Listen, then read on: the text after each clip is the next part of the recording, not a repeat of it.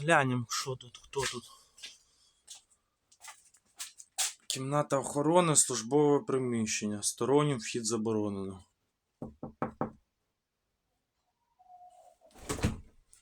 О, баба! О, баба, що тут? Оба, петух! Кто тут старший? Ты тут за охранника или кто? Петух! Отвечай, когда тебя спрашивают. Вот это ты петух, конечно.